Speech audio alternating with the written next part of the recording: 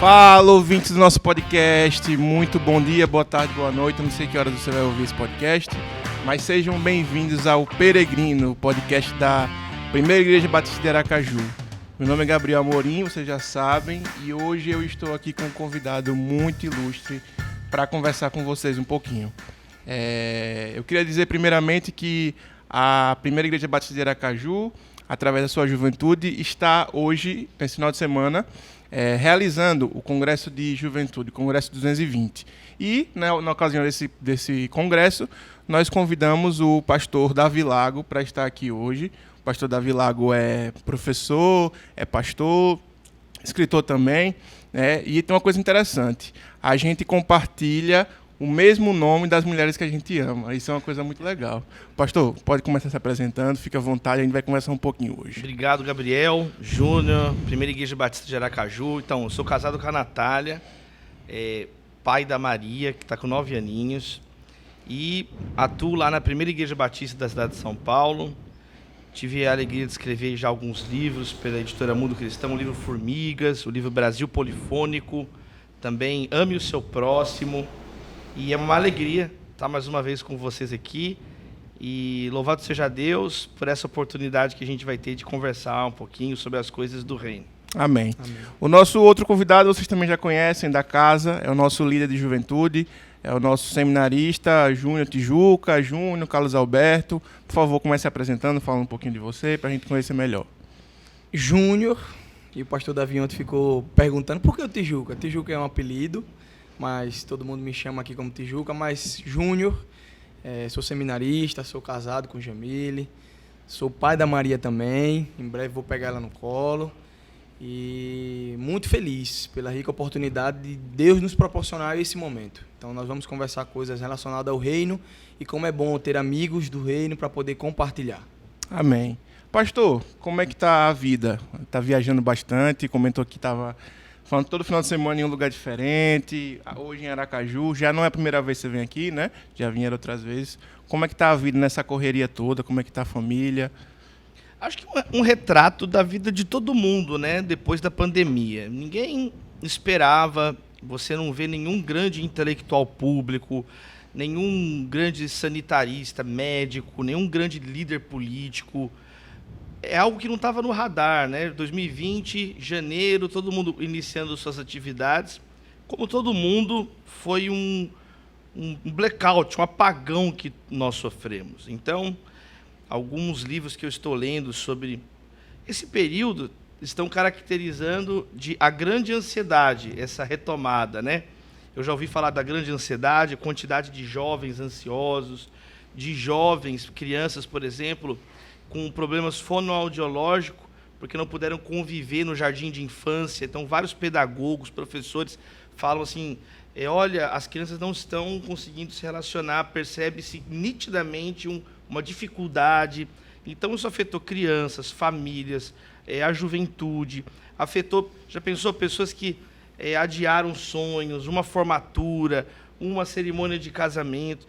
Então, como todo mundo, eu passei por situações muito difíceis na minha família. Minha mãe ficou bem doente, nós perdemos pessoas próximas.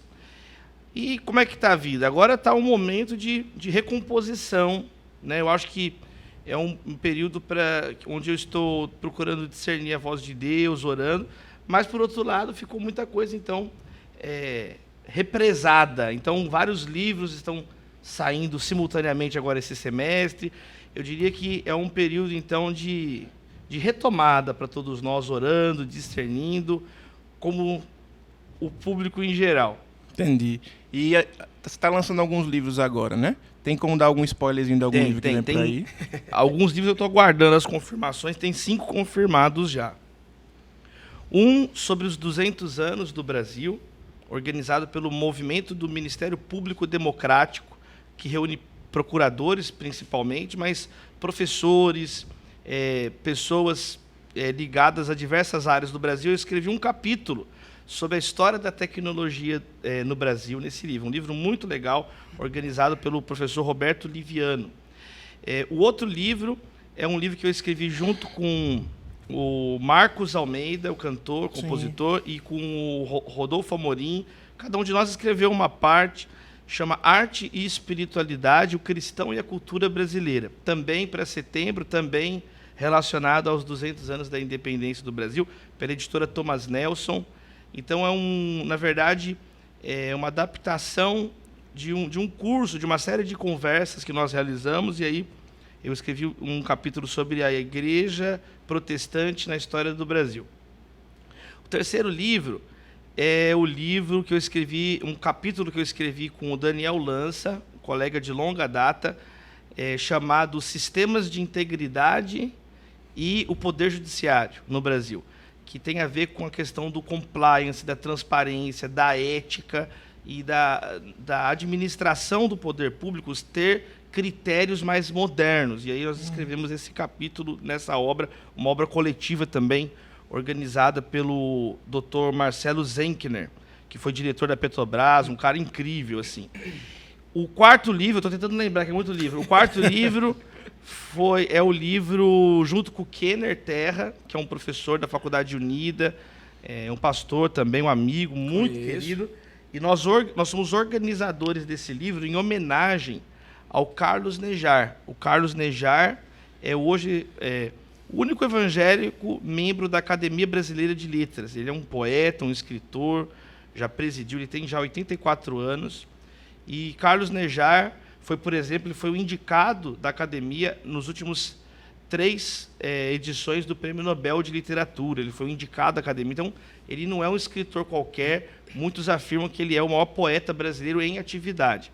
E nós fizemos esse livro em homenagem ao Carlos Nejar, tantas décadas na literatura, e o livro chama O Sagrado em Carlos Nejar. Então, nós reunimos vários estudiosos da teopoética, que é a poesia com a teologia, e aí vai ser lançado, estamos organizando para o lançamento também ser na Academia Brasileira de Letras, o que vai ser muito legal, pela editora Recriar. E o último livro, tem mais um livro que eu estou tentando lembrar qual é, que eu vou tomar um café para lembrar, que é o livro que eu escrevi 2 capítulos sobre diversidade e o direito brasileiro, organizado pelo professor Tiago Pavinato. E aí eu escrevi um capítulo sobre o conceito de igualdade na professora Sandra Fredman, que é uma professora na Universidade de Oxford. Ela tem um conceito moderno de igualdade, o conceito tetradimensional de igualdade em Sandra Fredman. E outro capítulo que eu escrevi junto com o Tiago Pavinato, com José Serra, ex-ministro da Saúde, falando sobre o Programa Brasileiro de Combate, Prevenção à AIDS, né? Ao vírus do HIV. Então, assim, as 5 obras, né? Jurídica, arte, Brasil, teologia. Eu entendo, assim, o meu ministério, a minha área de atuação, nessa interseção entre a igreja e a sociedade. Eu acho que isso vem um pouco da formação que eu tive, vem um pouco em casa, né? E vem um pouco também da minha formação profissional. Fiz o Seminário Batista, os protocolos todos da igreja e da atuação ministerial, mas a minha formação secular é em direito, eu tenho uma atuação profissional no direito, e eu penso que é muito importante que a gente atue nessa interseção, né? Nem uma igreja voltada só para dentro, nem também uma igreja que fica lá e não tem a espiritualidade. Eu gosto muito de um sermão do Charles Spurgeon, o célebre pregador batista da Inglaterra no século XIX, quando ele prega sobre Jesus ser a porta. E ele fala algo muito interessante em João, que ele fala assim: entrará e sairá, né, e encontrará pastagem. E ele fala que é isso, que a igreja ela entra e sai, ela se reúne para adorar a Deus, ela se dispersa para servir a Deus, testemunhar na sociedade. Ela se reúne e temos a comunhão, o discipulado, mas, novamente, Deus nos envia. Então, a igreja ela está em movimento. A igreja ela não é estática. Então, eu procuro contribuir, de algum modo, nessa interseção, que é muito difícil, né? É muito difícil, é muito mais cômodo ficar só para dentro, ou muito mais cômodo. Então, é uma coisa difícil, é uma coisa que nós temos orado já há algum tempo, né? E eu encerro essa aqui com na nossa igreja em São Paulo, na Primeira Batista de São Paulo, quem já foi lá sabe como é que é. Quando você está saindo da igreja assim, em cima da porta está escrito: você está indo para o campo missionário. Né? Então, assim, é uma consciência muito ativa lá na PIB de São Paulo, de nós, vamos testemunhar Jesus, vamos... E o testemunho não significa necessariamente você ficar gritando, falando coisas. Não, você testemunha o evangelho com a excelência. Há vários modos de testemunhar, fazendo um trabalho excelente, né? A pessoa olha, puxa, mas que trabalho bem feito, e a pessoa se interessa, e você, aquela coisa que o Francis Schaeffer fala, você conquista o direito de ser ouvido. Ele falava da pré-evangelização. A pré-evangelização é o testemunho que nos precede. Sim. Né? Então, uma pessoa preguiçosa, uma pessoa que não quer estudar, que nós estamos estudando, né, isso aqui no seminário, qual que vai ser a credibilidade dessa pessoa? Né? Então, que nós tenhamos essa consciência, essa sensibilidade. O pastor falou aí sobre Jesus ser a porta e que a igreja se reúne para adorar, mas sai também com esse papel de evangelização, né? Eu estava lembrando que a gente foi, uns dias atrás, para o interior daqui do estado, fazer uma ação, né, em Poço Redondo, uma cidade do nosso interior. E eu particularmente fiquei muito tocado, porque eu nunca tinha vivido uma experiência dessa, assim, tão impactante. No interior daqui, cerca de 2h30 daqui da capital. E assim, o quão era precário lá para muitas coisas para os irmãos que estavam lá. E muitas vezes a gente está aqui acomodado no ar-condicionado, né, com uma estrutura de som muito boa, podendo fazer um podcast aqui com 3 câmeras em cima da gente. E lá a gente vê irmãos que vêm em cima de uma D20 para uma igreja menor que essa sala, para poder cultuar a Deus. Isso constrange, né? Isso constrange, pelo menos eu que sempre vivi em capital, em igreja grande. E assim, foi importante para os nossos jovens entenderem que estarmos aqui dentro é bom, cultuando, mas na hora de sair a gente também precisa, né, exercer o nosso papel de cristão. Se o Júnior quiser complementar um pouquinho. Pegando só o gancho, pastor, referente à juventude, como o senhor diz assim, mudou muita coisa na pandemia, e o senhor falou assim, mudou os jovens também, a juventude. E aí, como é um aspecto que eu particularmente vivo isso, quase que integralmente, eu queria entender na visão do senhor, como o senhor, depois dessa pandemia, quando eu estou falando já depois da pandemia, porque as coisas já foram abertas, então, visitas às igrejas, às comunidades, como o senhor tem sentido o evangelho no meio da juventude? Como tem sido a busca? Por que eu estou perguntando isso? Porque a gente vê que a pandemia veio para mostrar algumas coisas. Teve gente que não voltou mais à igreja. Não. Teve jovem que não voltou mais para a igreja. Teve jovem que saiu para outra igreja, mas teve jovem que foi para o mundo. Então, a minha preocupação como líder, enquanto pastor de jovem também, é entender que como estão as outras igrejas, não com um olhar de julgamento, mas um olhar de... Eu preciso olhar para dentro da minha também, sabendo a realidade do outro, para ter mecanismos, para ter armas para trabalhar com esses jovens e trazê-los de volta. Então, como o senhor é um cara que viaja, já pregou em conferências no Brasil muito grandes para a juventude, eu queria saber se nesse meio termo, nessa saída um pouco já da pandemia, como é que o senhor tem sentido isso? Tentar casar as duas. Primeiro, o Gabriel falou algo muito interessante, que é a complexidade da realidade brasileira. Existe desigualdade, existe o campo, existe o litoral, existe a capital, existem faixas de renda diferentes. Eu estava na igreja do pastor Fred Arraes, lá no Piauí, em Teresina, e ele estava me contando de uma irmã da igreja, que ela chegou para ele e falou assim, pastor, olha, eu não tenho nenhum centavo para ofertar aqui na igreja, mas eu vou ofertar 2 semanas de trabalho na igreja, como faxineira, eu vou limpar a igreja 2 semanas. Eu vou chegar, vou limpar as cadeiras. Que visão, e né? O pastor Fred falou, não, irmão, ele falou assim, pastor, não impeça de eu receber a minha bênção. Eu vou ser abençoada de servir a igreja. Eu vou me organizar, eu vou vir aqui 2 vezes nessa semana, 2 vezes, eu vou ofertar essa igreja, por favor. Então, realmente, né, eu estava também em Itapipoca, no Ceará, e aí lá em Itapipoca, ouvindo um pastor contar que ele reúne debaixo de uma árvore, né? E aí as pessoas trazem as cadeiras e a igreja se reúne debaixo de uma árvore nos arredores, ali no sertão. Então, essa complexidade da realidade brasileira, imagine agora o que o Júnior coloca de uma situação no mundo, né? Então, assim, é sempre muito difícil, a gente não pode cair em reducionismo. Então, o que eu vou falar aqui é baseado nisso, é baseado em algumas percepções que a gente percebe em um lugar, sempre no contexto. Assim, um primeiro ponto que eu diria sobre a juventude, que eu tenho assim, absorvido muito claramente, é uma visão pessimista da vida. Isso foi aferido, por exemplo, pela Universidade de Oxford. Tem um professor chamado Paul Collier. O professor Paul Collier escreveu um livro já traduzido para o português, chamado O Futuro do Capitalismo, Enfrentando as Novas Inquietações. E nesse levantamento que foi realizado, eles constataram algo assim, muito, muito sério. É a primeira geração de jovens europeus que pensa que a vida deles vai ser pior que a vida dos pais.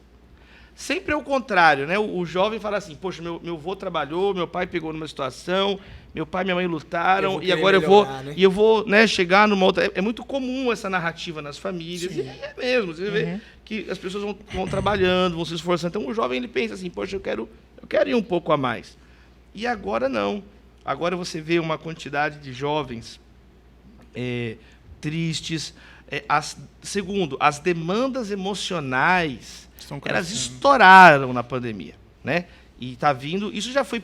No início da pandemia, várias pessoas falaram isso. Gente, trancafiar todo mundo, isso vai ter sequelas emocionais. Então, jovens com transtorno de déficit de atenção, jovens com pensamentos repetitivos, jovens com depressão. Eu não estou falando jovem triste, diagnosticado com depressão, tendo que tomar remédios, que não conseguem levantar da cama. Isso é uma realidade. Por exemplo, o mercado editorial evangélico, né? As editoras que há décadas trabalham no Brasil, traduzindo livros, produzindo conteúdo para a escola dominical, grupos de discipulado, Editora Vida, Editora Mundo Cristão, grande Editora Vida Nova, pode perceber, elas começaram a publicar no Brasil, fora do Brasil, porque é uma demanda real, é uma demanda dos gabinetes pastorais. Então, esse é um tema que vai ser muito forte agora, né? A questão. Outra coisa que eu percebi também sobre os jovens foi, agora um lado bom. Muitos jovens, eu percebi um grau de maturidade, porque sepultaram seus pais. Então, eu vi jovem falar assim, eu não tinha noção como é que sepultava uma pessoa, e eu tive que sepultar, de repente, meu pai e minha mãe. Então, muitos jovens também cresceram na pandemia nesse sentido. Forçadamente, mas cresceram. Isso tem que ser falado. Eu vi várias pessoas que foram transformadas para melhor, tiveram que assumir o cuidado de uma tia que não tem filhos e está idosa e precisando de remédios. Isso, eu vi vários testemunhos assim também. Eu vi vários testemunhos de jovens, então... Então, assim, a realidade concreta do pastoreio, ela é multiforme, ela é complexa. Sim. E eu fecho com esse ponto, eu fecho assim, que Deus está no controle de tudo. A pandemia poderia não estar no nosso radar, mas não escapou do controle de Deus, né? E algo que foi legal também foi revisitar a história da igreja. O que as gerações do passado enfrentaram nas pandemias do passado? Isso foi um exercício que muitos pastores fizeram, seminários fizeram. O pastor Luiz Saião, por exemplo, ele me convidou para estar próximo dele na Faculdade Teológica Batista de São Paulo. E ele falou para eu preparar lá uma palestra sobre a história da igreja nas pandemias, nas epidemias do passado. E eu descobri coisas, por exemplo, a primeira peste que a igreja enfrentou foi no século III, chamada peste antonina. A segunda foi a peste chamada peste de Cipriano, porque um dos pais da igreja, Cipriano, foi o que melhor registrou a peste. Os cientistas hoje não têm um consenso de quais foram essas doenças do século III e IV, porque os registros têm quase 2.000, 1.500, 1.600 anos. Eles pensam que foram tipos de varíola. Mas essas duas pestes, a peste antonina ganhou esse nome por causa da casa de Antônio, que era a casa dos imperadores romanos daquele período. Então, a peste antonina e a peste de Cipriano, quando você estuda a história da igreja na epidemia, a igreja cresceu depois dessas epidemias. E por que ela cresceu? Porque parte da igreja foi fiel, foi misericordiosa, foi solidária, foi... pastores que ficaram, por exemplo, quando teve a peste bubônica, na época da Reforma Protestante, Lutero, os reformadores, eles ensinavam e falavam que os pastores tinham que estar lá no meio do povo, não poderiam abandonar o povo. Então, muitos morreram doentes. Então, algo que a gente pode falar também, Júnior, baseado na história da igreja, é que os frutos do que a igreja plantou de bom nesse período da pandemia vão vir na nossa geração, vão vir. E tiveram muitos frutos. Eu vi, se não tivesse a igreja evangélica no Brasil, com as suas redes de solidariedade, de segurança alimentar, muitas pessoas já estariam mortas de fome. A igreja sustentou famílias inteiras. Eu conheço igrejas... eu estava semana retrasada na igreja da pastora Fernanda Brum, do pastor Emerson Pinheiro, e eles me mostrando quantas famílias eles mandaram comida. Igreja do reverendo João Luiz, na igreja presbiteriana da Piraquara, no Rio de Janeiro. Toda semana, 5 da manhã, abria a igreja, fazia uma fila de pessoas de dentro da igreja, de fora da igreja, para pegar comida. Então, eu acho que as gerações mais novas... Falei um pouquinho dos desafios, sim. Agora falando das coisas boas. Eu acho que jovens amadureceram e muitos jovens viram esse exemplo. Eles vão lembrar disso, vão ter consciência disso. Poxa, naquele momento difícil, a igreja ajudou a minha família. Foi a igreja que ajudou a minha família. Então, que Deus nos dê graça para discernir. Amém. E vamos em frente. Pastor, o senhor trouxe uma coisa muito interessante. A gente viu na pandemia muita gente necessitada. Então, a carência espiritual e física precisava ser suprida de alguma forma. E a gente entrou numa linha muito tênue. Por quê? Porque as igrejas precisaram ser fechadas no tempo. Por prudência, por zelo, por tudo. Então, existia a prudência.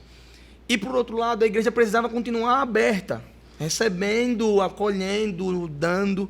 E aqui na igreja a gente viu muito disso, muita ação social, muita ajuda aos irmãos.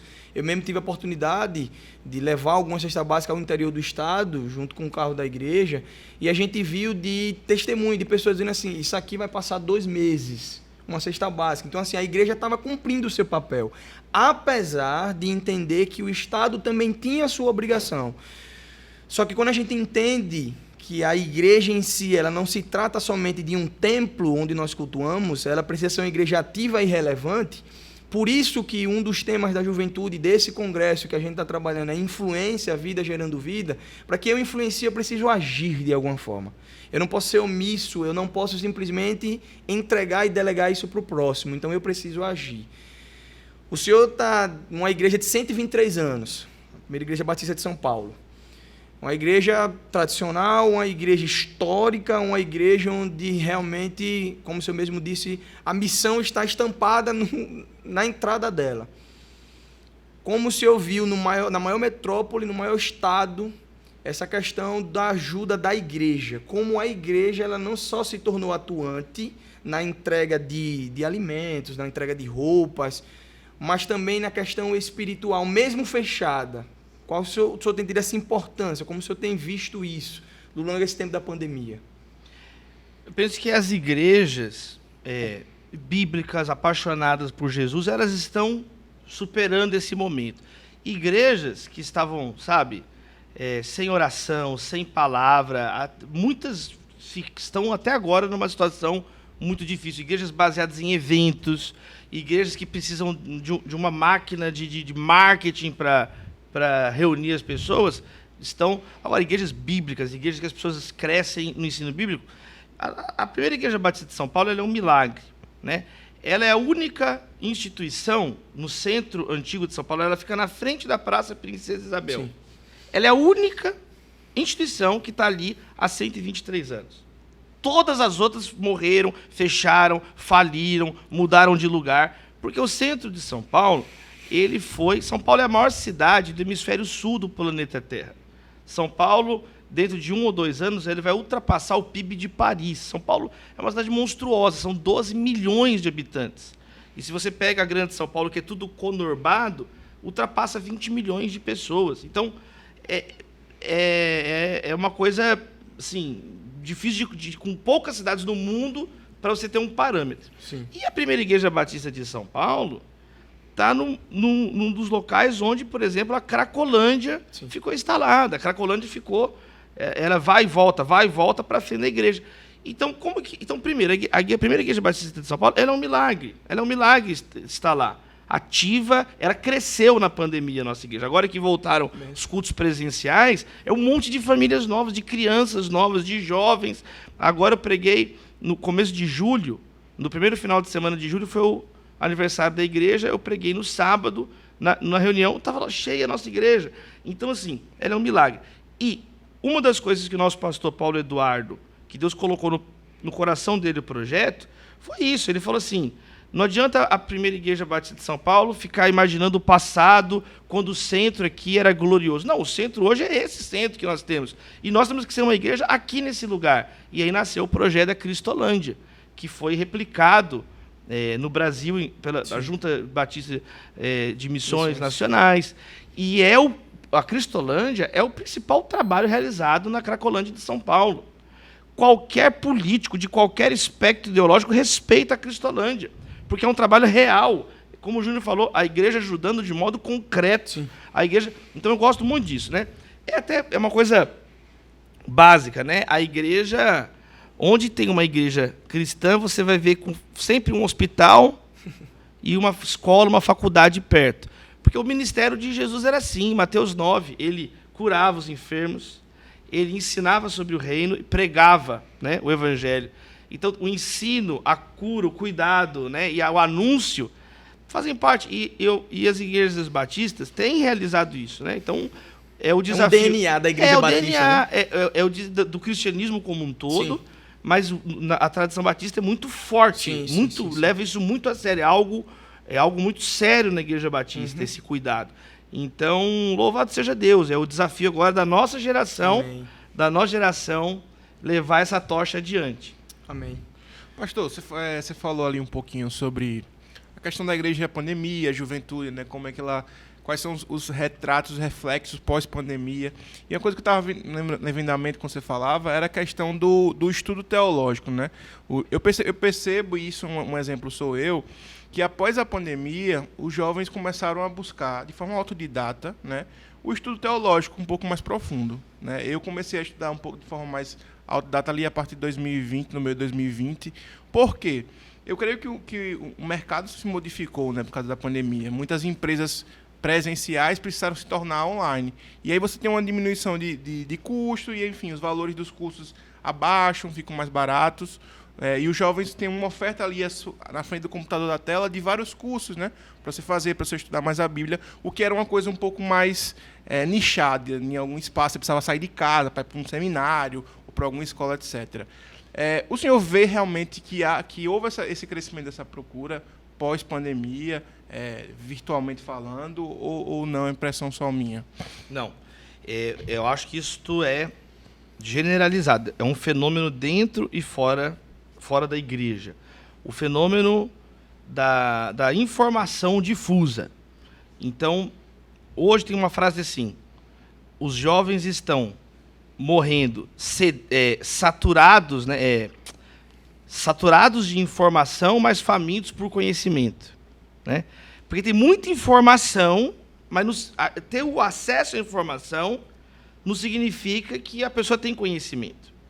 Então, quer dizer, por um lado, tem realmente uma sobrecarga cognitiva, a internet é gratuita, o conhecimento, vídeos e etc.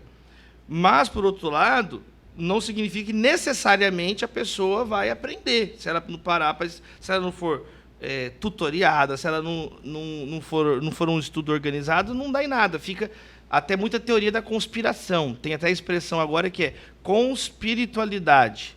Conspiritualidade são as espiritualidades que surgem, uma mistura de crenças, superstições, com coisas que a pessoa acha, vai montando e vira uma coisa confusa. Então, no caso da igreja, isso é algo bom. Muitos jovens, tendo esse acesso a bons conteúdos na igreja, estão fazendo bom uso, entendeu? Estão fazendo um bom uso de vídeos, de conteúdos de podcast, e isso é saudável. Né? O jovem hoje existem muitas mesas postas. Pode faltar apetite? Pode faltar apetite. Mas se o jovem tiver apetite, ele consegue hoje. Ele não precisa... Quando eu era criança, eu fazia trabalho de escola, você tinha que pegar a enciclopédia Barça, né? Ou a enciclopédia Mirador. Aí você abria... Eu lembro direitinho do dia que eu tive que fazer na segunda série, em 1994. Você era nascido? 94? Em 94. Você nasceu em 94. Olha, eu sou muito velho. Aí, eu tinha 8 anos. E eu fui fazer um trabalho sobre o Torricelli, o barômetro de Torricelli. Era o trabalho da segunda série de ciência. Aí eu fui lá, abri na Barça, barômetro, e era folha ao maço, e aí você tinha que escrever. Então, quer dizer, era muito mais difícil, você tinha que ir no lugar, você tinha que achar o negócio, o livro. Hoje não, você clica, já tem informação. Isso está possibilitando, então, uma juventude, se ela tiver interesse e usar corretamente essas ferramentas, ela pode ter muito conhecimento, né? Por exemplo, você consegue usar os tradutores, os aplicativos de tradução. Você joga um texto, mesmo que é uma tradução imprecisa, apesar dessas traduções estarem ficando cada vez mais refinadas, os algoritmos, a inteligência artificial, você consegue traduzir, você tem um acesso a coisas que estão em outros idiomas, você consegue a velocidade de conseguir essas informações. E, então, eu acho que isso é saudável, eu acho que isso é bom. Agora, claro, o que, no caso da igreja específico, tem que ser levado em conta é que não bastam só as informações. Eu acho que o jovem que ama ao Senhor e a palavra, eles têm que estar vinculados e ligados na igreja, que é o corpo de Cristo. Uma comunidade real, de pessoas, de carne e osso. Porque também quando o jovem fica só procurando na internet, a internet aceita tudo. O que você quiser tem na internet. E aí você, às vezes, vai espelhando os seus gostos e vai construindo uma teologia toda deformada, bizarra, que satisfaz tudo o que você quer. Por isso que o jovem tem que estar ligado na igreja. Perfeito. Ele tem que estar ligado na igreja. Aí tem como ser saudável esse conhecimento. Senão fica uma ponta solta demais, né? Tem a paras-arestas ali, né? e aí fica tudo da cabeça do jovem. Como o senhor é um meio influente... Para de me chamar de senhor, Júnior. Eu tenho só 8 anos mais que você. Vamos lá, então... Eu sei que eu sou velho, mas... É a mente, a mente. Mas veja, pastor, o senhor é uma pessoa influente. Instagram, e a gente tá na mídia, a gente vê. Então, nem todos os ambientes que o senhor está com as pessoas famosas, o senhor posta, mas o senhor está no meio deles. Surgiu um fenômeno, principalmente também na pandemia, que foi a questão dos pastores de internet. Então, eu tive uma dificuldade muito no início da pandemia, quando muitos me mandavam trechos de mensagem, uma mensagem completa, isso aqui está sendo falado, isso aqui está sendo citado. Até hoje eu acredito que pode ter diminuído um pouco, mas eu acredito que até hoje eles conseguem beber consideravelmente daqueles pastores de internet. E eu ouvi o Marcos Madaleno falando um tempo desse, no seu podcast, referente à vida de igreja. E aí o senhor, como tem essa vivência batista de vida de igreja, que a gente veio conversando até agora, antes de chegar aqui no podcast sobre isso. Eu queria que o senhor desse uma dica, um conselho, ou deixasse algo para esses jovens e adolescentes que estão na internet, como o senhor mesmo falou, é muito amplo. Então, um clique, e eles conseguem ver uma pregação sobre amor, sobre fé, sobre graça, eles conseguem ver preletor fulano, ciclano, mas vida de igreja. O quão importante e necessário é essa vida de igreja? A doutrina da encarnação, ela é central na fé cristã, né? Jesus, ele não morreu na internet, não foi no pixels, foi carne e osso. Então, os sacramentos não existem na internet, não existe batismo na internet. É na água, H2O, é uma coisa, né? É a ceia do Senhor, entendeu? O pão, o vinho. Então, Jesus, ele tabernaculou, ele encarnou entre nós. E nós somos o corpo de Cristo. João fala no final da segunda e da terceira carta: olha, eu tinha mais a dizer, mas não dá para fazer com pena e tinta. Eu tenho que fazer face a face, cara a cara. Na verdade, a expressão ali é boca a boca. A gente chama hoje mano a mano. É boca, que é algo, assim, na cultura hebraica, né, que João pertencia a ela, como Moisés e Deus conversavam boca a boca, como amigos, um com o outro, compartilhando ali uma proximidade real, de tocar nas pessoas. Jesus tocava nos leprosos, e os leprosos eram curados. Então, quando nós entendemos, temos consciência que o Evangelho, então, ele é encarnado, nós ficamos, então, mais equilibrados, né? Não existe o metaverso, a internet, são ferramentas, né? O protestantismo, em especial, ele tem uma abertura muito grande às tecnologias. Na verdade, a igreja evangélica, ela criou grande parte das tecnologias de comunicação no período moderno. Por exemplo, o luteranismo. O luteranismo, um dos fatores elementares da difusão do protestantismo, luterano foi justamente o fato deles usarem a maior tecnologia da época, que era a prensa de Gutenberg, né? Já existia a prensa, os chineses já tinham a prensa, mas era com tipos de madeira e era diferente. O Gutenberg inova, faz a tipografia de chumbo, né? E móvel. Então ele conseguiu mudar a página, como os alfabetos ocidentais são menos letras, era possível então agora você espalhar com velocidade, massificar a transmissão de informação. Então a Igreja Católica na época foi contra. Na época, as Bíblias estavam acorrentadas nas mesas dos seminários. O protestantismo implodiu isso. Não, a palavra é para todos. Começaram a traduzir. Lutero traduz o Novo Testamento para o alemão, que se tornou, inclusive, a base do alemão moderno, né? A King James, na Bíblia em língua inglesa, né? Então, o protestantismo, ele, desde o seu nascedouro, ele utiliza as tecnologias. Sim. E assim sucessivamente. Por exemplo, eu tenho falado repetidamente o exemplo do telégrafo. O telégrafo no século XIX, que foi aperfeiçoado por Samuel Morse. Samuel Morse era pastor, clérigo, filho de pastor. E ele aperfeiçoou o telégrafo, que agora criou o código Morse, e agora era possível transmitir em minutos informações. E quer dizer, a primeira transmissão feita pelo telégrafo, foi números 27 e 27. Grandes são as obras de Deus. Aí você entra no século XX, o uso da rádio no Brasil, né? Denominações fizeram um uso proselitista, evangelístico, querigmático da rádio, anúncio. O missionário Davi Miranda, da Igreja de Deus e Amor, alcançou a América Latina inteira pregando na rádio. Billy Graham, o primeiro lema do ministério do Billy Graham na rádio era ancorado na rocha, sintonizado nos tempos. E Billy Graham se tornou o evangelista na história da humanidade que mais anunciou o evangelho presencialmente para multidões. Sim. Ele usava a televisão. Né? A primeira igreja que tem um domínio na internet foi uma igreja batista, a Saddleback Church, pastor Rick Warren. Então, quando a gente olha, eu acho que estão esses dois pontos. Uhum. Por um lado, a doutrina da encarnação. Nós temos que tocar um no outro, nós precisamos, né? A igreja é uma koinonia de pessoas que um levanta o outro. Então isso é uma consciência que nós temos que ter. Agora, as tecnologias não devem ser demonizadas nem divinizadas. Perfeito. O que eu vejo que é o perigo é esse, é começar a divinizar, achar que tudo é internet, aí você vai descolando da realidade.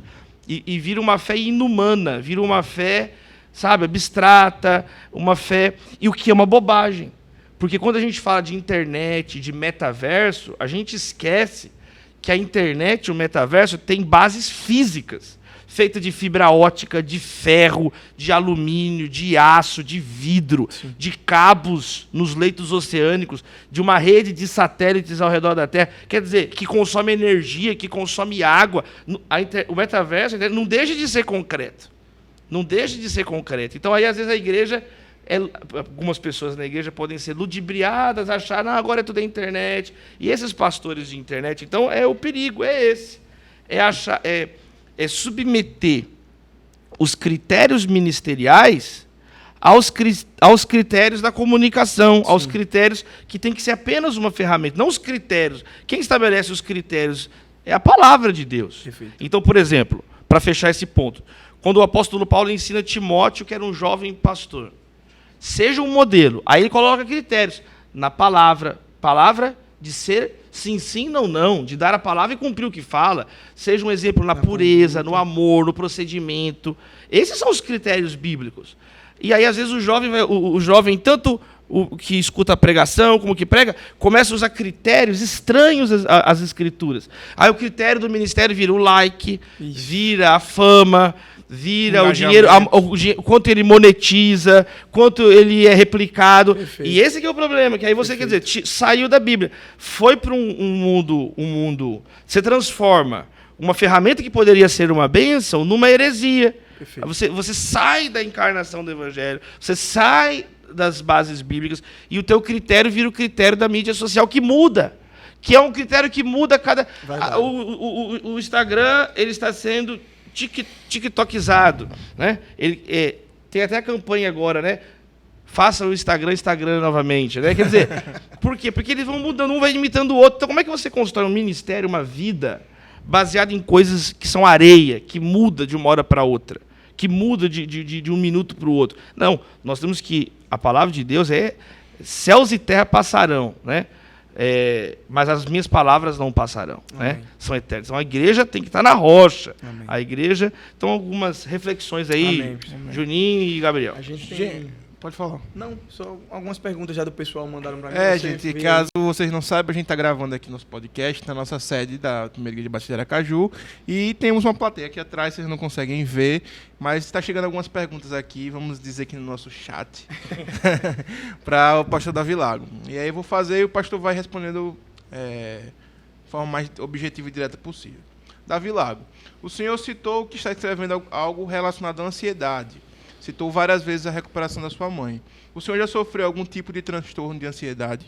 Já, não, acho que qualquer pessoa da geração que eu pertenço ficou ansiosa, né? É a geração dos migrantes digitais. A gente vivia num mundo com... A última geração de um mundo mais linear e a gente, no meio da nossa transição da faculdade para o mercado de trabalho, sofremos uma rasteira que o mundo mudou todo, o mundo virou digitalizado. Então, a minha geração é uma geração muito ansiosa, uma geração que pegou... Porque o menino que já nasce agora já é diferente, ele já tem uma outra lógica, ele já tem uma outra aproximação. A minha geração... E claro, como eu passei muitas situações de ansiedade, de tentar entender o momento, mas em todos esses momentos... A palavra de Deus foi o meu refrigério. Amém. E foi o meu norte. Todos os momentos. Amém. Amém. Que bom. Outra pergunta. Pastor Davi, em seu livro Formigas, Lições da Sociedade Mais Bem-Sucedida da Terra, o senhor defende biblicamente a ética cristã no trabalho. Mas como não fazer do trabalho um ídolo em tempos onde a síndrome de burnout tornou-se endêmico? Amando Jesus, né? Amando Jesus. Porque o trabalho pode se tornar... um ídolo, né? O Calvino tem a frase famosa também, né? Que o coração humano é uma fábrica de ídolos. Hoje em dia, o coração humano ele é um complexo industrial de ídolos, né? Que a gente consegue construir muitos ídolos. Então, muitas pessoas que mergulham num ativismo, né? E para provar algo para si mesmo, para provar algo para os outros, para ganhar dinheiro, a ganância. E isso tudo é condenado pelas Escrituras, né? A Bíblia tem aquele episódio que eu acho que joga a luz do jovem rico. Era um jovem rico que queria saber da eternidade, mas quando Jesus falou, você tem que tirar esse ídolo aí da cobiça de você, vai de todos os pobres, volta e me segue, né? Vende, Deus os pobres... E ele foi embora triste. Ele preferiu ficar triste com o dinheiro, com o ídolo dele, do que se render diante de Cristo. Então, o caminho é conhecer as Escrituras, é ouvir o Evangelho e destronar o trabalho como ídolo. O trabalho é uma bênção, ele não é uma maldição, ele é para a glória de Deus. Então, o caminho é destronar, é se arrepender. O único caminho que a Bíblia apresenta é o arrependimento, né? O arrependimento. E como é que eu vou saber que eu estou idolatrando? Se você, então, ler as Escrituras. Se você não tem o sábado, o dia do descanso. Se você não tem tempo para sua família. Se você não tem tempo para sua família, com certeza você não está fazendo a vontade de Deus para a sua vida. Percebe? Então, quando Jesus, para fechar esse ponto, o Sermão do Monte, ele coloca que uma das maneiras de você vencer a ansiedade e essa idolatria do ativismo e do trabalho é o quê? É você entender o que são as prioridades na sua vida. Então, o corpo é mais importante que a roupa. Né? Vocês são mais importantes que os pássaros, que as plantas. A vida, né, ela é mais importante. Ele vai dizer, então, busque em primeiro lugar o reino de Deus e a sua justiça. E essas coisas vão ser acrescentadas. Perfeito. Então, quando nós temos Cristo e Deus, o reino de Deus em primeiro lugar, a idolatria vai se desmigalhando, a idolatria do trabalho. Amém. Uma última pergunta. Pastor Davi, sabemos que não cristãos... Sabemos que cristãos evangélicos são 1/3 do país, né? É uma importante fatia do colégio eleitoral. No ano de eleições mais polarizadas, qual deve ser a postura de um jovem cristão? Abster-se para não corromper ou inserir para gerar mudança? E como fazer isso? É uma tese de doutorado, né, para responder essa pergunta. Mas o cristão ele tem que ser um bom cidadão. Ser um bom cidadão implica em participar de algum modo, né, ainda que seja uma gotinha, mas participar. Eu acho que quando nós lemos a Bíblia, fica muito claro isso em Filipenses 1, 27, que fala assim, olha, exerçam sua cidadania de modo digno do Evangelho de Cristo. Então, e ele vai dizer no capítulo 3, verso 20, que a nossa cidadania está no céu. Então é a cidadania celeste que regula a cidadania da terra, não é o contrário. Nosso modelo é Cristo, não é César. Então eu pessoalmente tenho uma postura hoje muito calma. Eu não tenho uma ansiedade apocalíptica, desesperada. Né? O brasileiro, ele é tudo assim, tudo é o voto. Não, a cidadania não se resume ao voto. A cidadania é o seu comportamento, é ser um bom usuário dos bens públicos. E passa, as eleições passam. 2 anos tem eleição. Então, eu penso que todas essas estratégias são válidas e vai do coração de cada um. Nós somos uma igreja batista. A igreja batista respeita a consciência do indivíduo. Né? É um dos princípios distintivos da igreja batista é a consciência do indivíduo. Foram batistas que inventaram o Estado laico. Todo mundo quer ficar falando de Estado laico. Foi batista, nós que inventamos isso. Então nós entendemos disso. Então cada um com a sua consciência, né, com amor no coração, e sem ansiedade apocalíptica, sem anarquismo infantiloide, sem fanatismo que destruiu o que pensa diferente de mim. O projeto de Deus para a igreja é a santidade. O projeto de Deus para a cidade é a justiça. Quando a igreja vive em santidade, ela tem um comportamento atraente para aqueles que são de fora. E lembrando, gente, que aqui não é o céu mesmo, né? Jesus já falou isso mesmo, e a gente tem que lembrar. Ser bem-aventurado, salgar, iluminar, mas sem essa pretensão que nós vamos construir à força o reino de Deus. Né? Não somos nenhum lugar fala que nós vamos construir o reino de Deus. Nós temos que orar, venha a nós o teu reino. Né? Venha a nós o teu reino, com todo o amor, com toda a humildade, amando a Deus, amando ao próximo, esse conjunto de coisas. O John Stott fala os modos da igreja influenciar. É através da oração, através do evangelismo, através da ação cívica, através da argumentação, através do sofrimento, do martírio no sofrimento. Então, são muitas maneiras que nós temos de influenciar. Amém. Amém. Obrigado. Júnior, tem mais alguma pergunta? Tem mais alguma colocação? Não, tem uma pergunta que chegou aqui. Eu vou fazer ela por último, só para a gente já encerrar, porque o horário também nos... A voz até diminuiu, Júnior. Que desânimo é esse? O senhor se referiu ao projeto Cristolândia dizendo que qualquer político de qualquer aspecto ideológico respeita o projeto da Cristolândia. Então, qual o caminho para a igreja evangélica tornar-se novamente respeitada pela sociedade? É necessário filiar um aspecto político ideológico ou, como dizia o John Stott, citado agora pelo senhor, é possível prender o cristianismo a uma ideologia política? Essa questão da ideologia é muito longa para falar aqui rapidamente, mas a ideologia, por definição, são ideias organizadas por homens. Então, se nós nunca podemos colocar nenhuma teologia, nenhuma ideologia no mesmo patamar do evangelho. Entendeu? Isso, Paulo falou, se um anjo pregar outro evangelho que não é esse, é anátema. Então nós temos que tomar muito cuidado. As ideologias são ferramentas, são possibilidades, são ideias, elas colocam diretrizes para a gente organizar. Mas eu acho que o caminho é esse. Jesus falou qual é o caminho. Olha, se vocês se amarem uns aos outros como eu vos amei, o mundo vai saber que vocês são meus discípulos.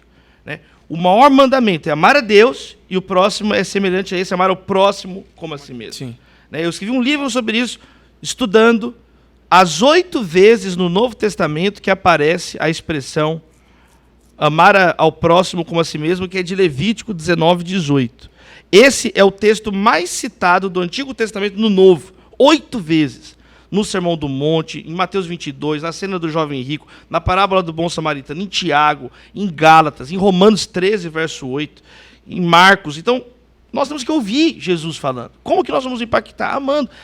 Os fariseus dividiam o mundo, quem eles amavam e quem eles odiavam. Vocês ouviram o que foi dito, ame o seu próximo e odeie o seu inimigo. Mas em nenhum lugar da Bíblia Deus manda odiar o inimigo. Não existe esse verso. É o contrário, no Antigo e no Novo. Provérbios, Se o seu inimigo tiver fome, dele de comer. Se tiver sede, dele de beber. Fazendo isso, você vai amontoar brasas vivas na cabeça dele. É claro que existem ideias que são contrárias ao evangelho. Nós devemos nos posicionar, mas isso, na minha opinião, é uma coisa muito mais tranquila. Sim. Não é uma coisa, sabe, assim, esse apavoramento. Não, nós estamos em Cristo. Amém. A igreja está guardada em Cristo. E nada pode nos tirar da mão de Cristo. Amém. Ele ensinou isso. Então, através do amor, calmo, bem-aventurados perseguidos por causa da justiça, porque deles é o reino dos céus. Amém. Quando a igreja fica desesperada demais, assim, com essa coisa, é porque é uma igreja decadente, que a fé dela já não está em Deus, está nela própria. Então, que Deus tenha misericórdia. Amém. E como eu gosto de falar, sejamos o sal da terra Brasilis, o sal da terra verde e amarela. Amém. Amém. Gente, estamos chegando no fim do nosso podcast. Gostaríamos de ficar mais algumas horas aqui conversando com o pastor Davi Lago, mas infelizmente não é possível. E agora, pastor Davi Lago, nosso podcast, a gente tem um momento print. Um momento que você dá alguma indicação, indica um livro, um CD, uma série, um filme, qualquer coisa, para que os jovens que estão nos assistindo posteriormente possam ir lá conferir. Do tempo do CD ainda, né? Um CD, um álbum, fica à vontade. Eu gostei muito do filme O Pai, sim, com o Anthony Hopkins. Ele ganhou o Oscar de melhor ator por esse filme. Foi o ator mais velho a ganhar o Oscar. E ele é um filme muito sensível, muito bonito esse filme. Eu fiquei muito tocado com ele, porque ele mostra a nossa finitude, ele mostra a nossa limitação, né? E especialmente para os jovens, eu acho que é um exercício muito, muito bom assistir esse filme. Para você ter um vislumbre, né, do como é que é a velhice, como é que é o fim. Então eu ia falar eu pensei que nesse filme foi o último filme que eu mais gostei, foi esse, então tá ótimo. Júnior, eu quero agradecer, pastor, porque o tempo nos leva a ver que mesmo diante de toda a complexidade do ministério, ele nos encontra e nos permite viver em amigos. Então agradeço a Deus por sua vida, seu ministério. Imagino a intensidade das coisas que tem sido, devido a todos os livros que ainda tem que escrever, todos os artigos, mas o Senhor vai continuar dando graça, vai continuar dando sabedoria. Obrigado por essa conversa aqui, por essa troca de experiência. Sou muito grato a Deus por isso. Agradecer também a Gabriel aqui também por ter organizado, ter pensado nisso tudo. E é isso. Vamos por mais, que o Senhor ainda tem muito mais a fazer em nós e através de nós. Sua indicação? A minha indicação, sigam o Davi Lago no Instagram. O Davi Lago tem muito a nos ensinar. Aí não vale, velho. Gente, pra fechar, eu queria indicar. Eu adoro música, né? Então, o álbum de uma banda chamada Calmará. É uma banda do Coletivo Candinheiro. A gente tava conversando com o pastor, onde o pastor conhece, lá da Paraíba. Saiu um CD novo agora, então, uma banda cristã. Confiram lá, Calmará, o novo álbum deles. E é isso, gente. Pastor, mais uma vez, obrigado. Obrigado, Gabriel. Obrigado, Júnior. Obrigado pela paciência de vocês e que ainda está nos acompanhando. Valeu, gente. Obrigado e até a próxima. O Peregrino também é seu. Valeu.